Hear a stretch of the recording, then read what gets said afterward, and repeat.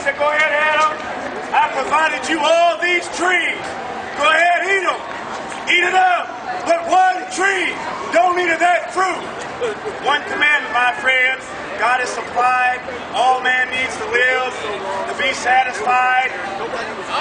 It was a great time. The Bible says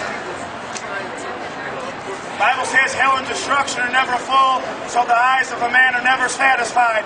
That was Adam's problem. See, that one thing God said don't do, he had to do it. Because he had a free will. He was going to do what he wanted to do. That's what man's problem is. He's too worried about being his own God. The Bible says all we like sheep have gone astray, every man to his own way. See, your own way.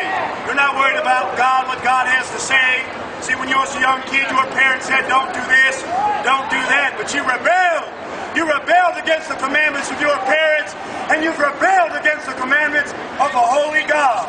My friend, you've sinned against a righteous God. You've told lies. You've stole things. You've lusted after women in your heart. You've lusted after money in your heart. See, you love pleasure more than you love God. You've sinned against a holy God, my friend. This is true. Bible says, all we like sheep have gone astray, every man to his own way. See, you're off in your own way. You're doing what you want to do. You're being the God of your own life. See, the Bible says, thou shalt have no other gods before me.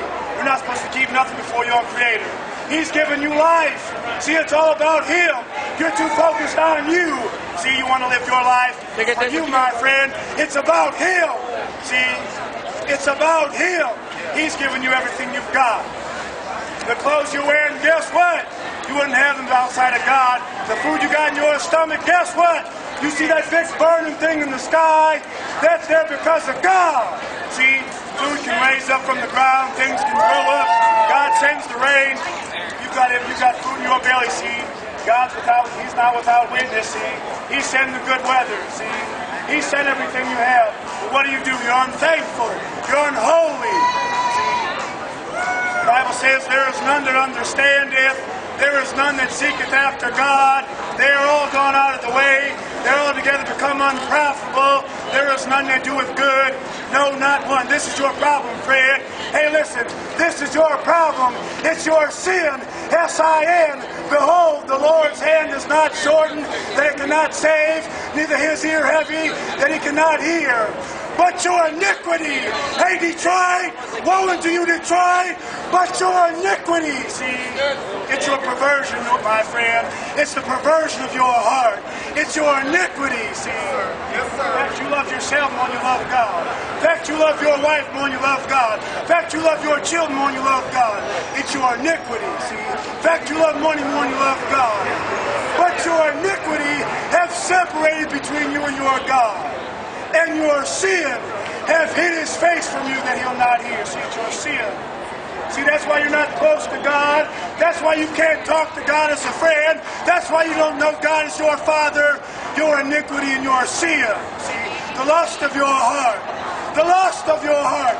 Jesus said, out of the heart of man. Out of the heart of men proceed evil thoughts. He said adultery, fornication, blasphemy, murder, see, thefts, covetousness, see. God knows your heart, my friend. You tell me God knows your heart. You bet He does. You bet God knows the lust of your heart. See, it's all been written down, my friend.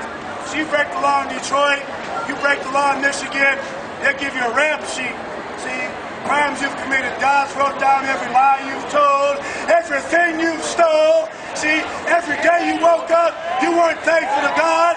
Every day you woke up and said, how am I going to please myself? And the Bible says you were created for God.